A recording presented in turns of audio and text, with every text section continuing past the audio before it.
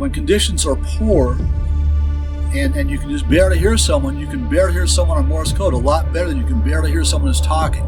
In the event of an emergency, a lot of times the cell phones and the phone system is so jammed with people trying to reach information about their relatives. We've got to get on the air and put the word of what's happening out. So we did. We got on the Big Bend Emergency Net frequency and were able to tell people in West Texas and get everything calmed down. Whiskey Alpha 5 Romeo Oscar Echo. So Bob, tell us a little bit about the Big Bend Amateur Radio Club.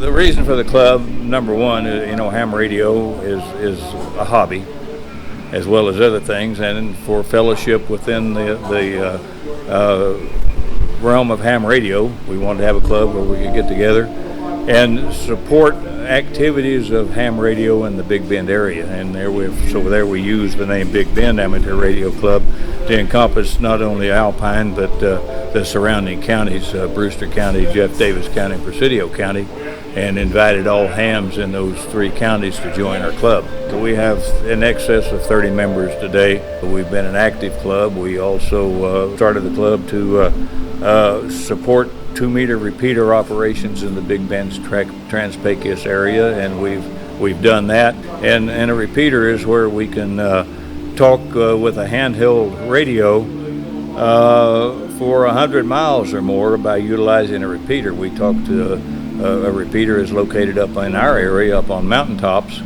and so when we transmit to the repeater, it simultaneously retransmits our signal further away.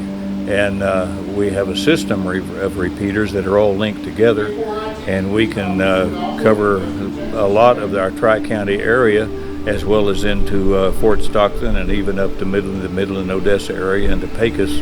So we cover a lot of the Trans-Pecos region where we can use small handheld radios in the event of an emergency or just for fellowship. That leads us to today. We're here just south of Alpine at a location called Double Diamond.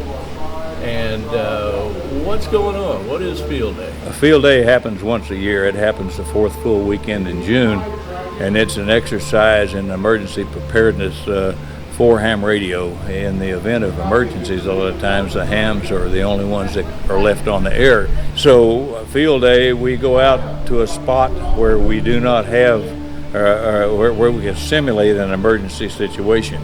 We don't plug into electricity out here. We bring our own generators or solar power. We create our own electricity.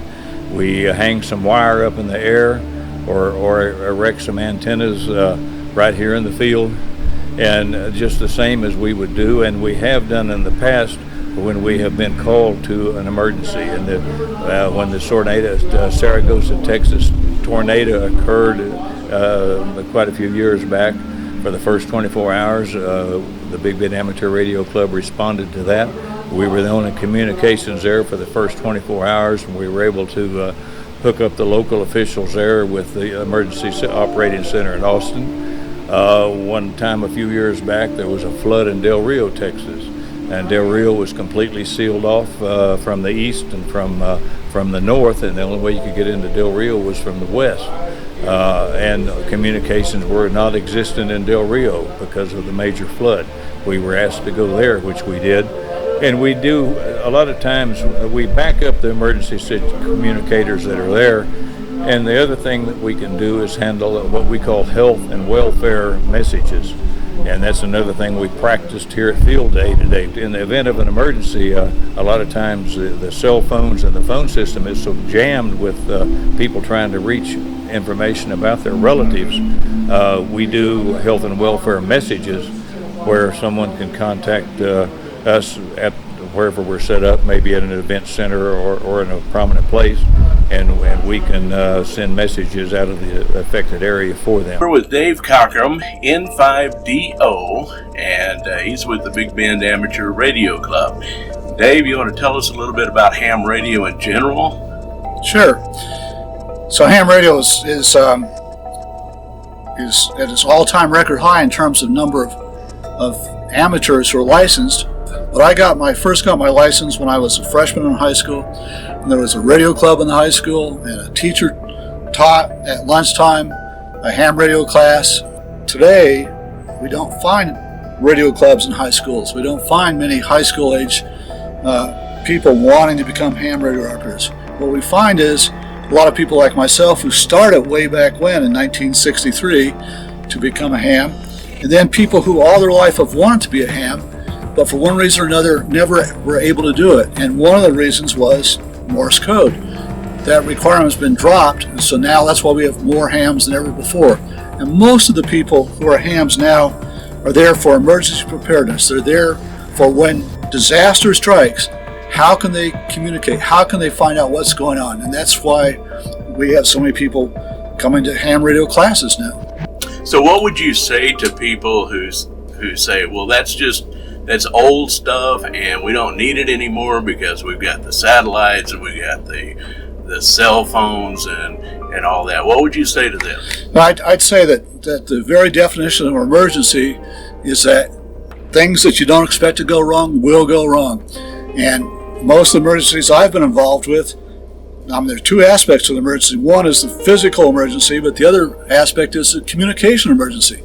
And even if the cell towers are still working, they get swamped and they stop working. So suddenly there's no way for people to communicate at all. And that's still a problem, will always be a problem.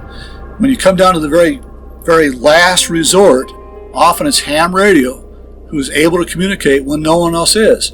And we practice at it, we're ready to do it. One thing we can always do is communicate. Disasters come along all the time. A recent example is now there's fiber optics that carries communication, telephone, data all across the country. And here we are sitting in Alpine, Texas, probably about 100 miles south of Interstate 20. And someone with a backhoe was doing some work along Interstate 20 and they cut through that fiber optics cable. Suddenly, no one in a huge area of West Texas had 911 service. You call 911, you got nothing. What happens if there's an emergency? So in Alpine, we set up to get on the air. We talked to set communications up with someone in Odessa. We were at the Alpine Police Department at their command center, and I went down and said, just want you to know, I know there's no phone service, but we are set up and we can talk to people in Odessa.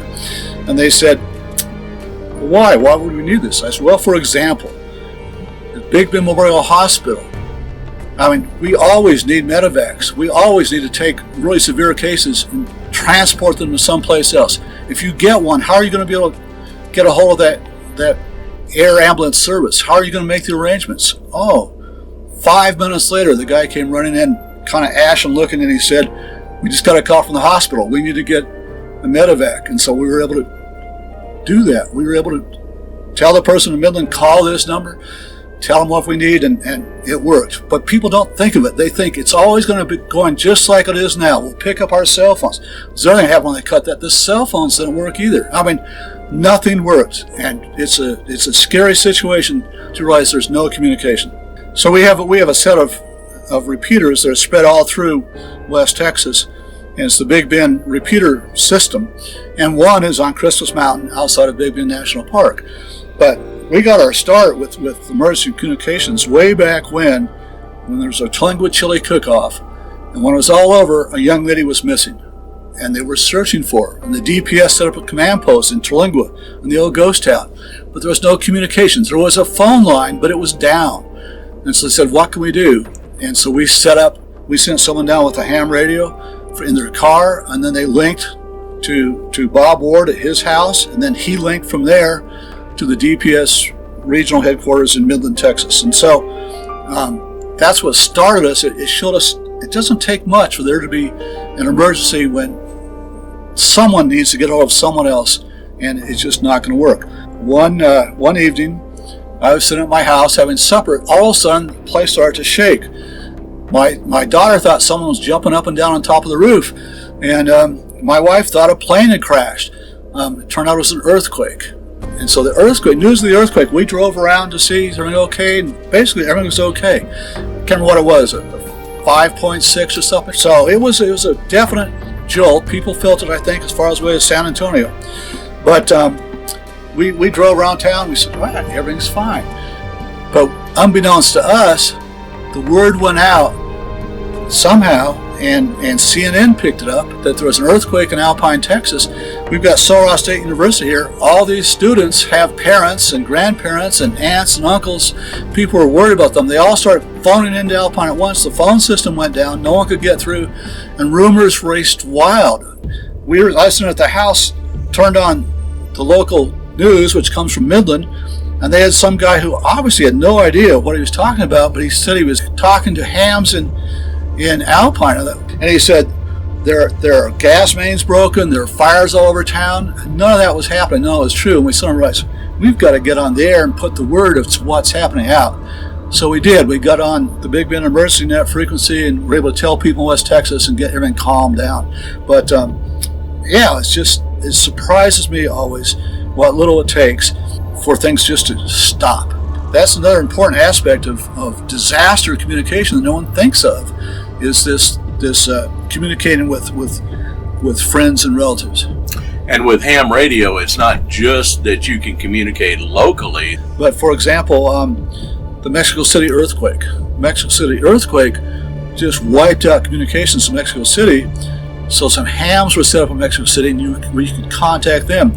There were people in this area who had relatives in Mexico City, and they wanted to find out how were they. So we were able to, on this example, call someone in Mexico City, have them check on the health and welfare of this person, and then send the answer back to us, and we could pass it on. So it's not always what you do right here; it's what you do for people who have someone that they're concerned about some long distance away, and if it wasn't for ham radio, there would really be no way to communicate with them in that sort of a circumstance, because the phones are down.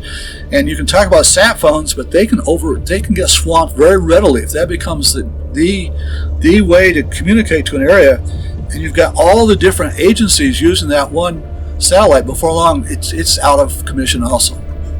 Hams all over the world, for the most part, are ham radio operators because they enjoy it, because it's fun to talk to people all over the world. It's fun to meet new people, new individuals. But we all have in the background that we're emergency communicators. All of us, no matter what's going on, we're emergency communicators. So we may have got into it for the fun, for the enjoyment, but when something happens, we're ready and able. The American Radio Relay League, ARRL is what we call it in New England, Connecticut, ARRL.org, and you can always contact them anywhere from anywhere in the United States, and they can direct you to local radio clubs all over the country. And in Alpine, BigBendARC.com. BigBendARC.com is our local website. You can also find us on Facebook, and we'll always respond to anyone that's interested in becoming a ham or wanting to join our club. You don't have to be a ham to join our club. We welcome anybody. We hope you've enjoyed this visit to Alpine, Texas. For more information on the Big Bend Amateur Radio Club or Field Day, please visit our website at wttn.deepcreeksound.com. That's wttn.deepcreeksound.com. Join us next time for another episode of West Texas Then and Now.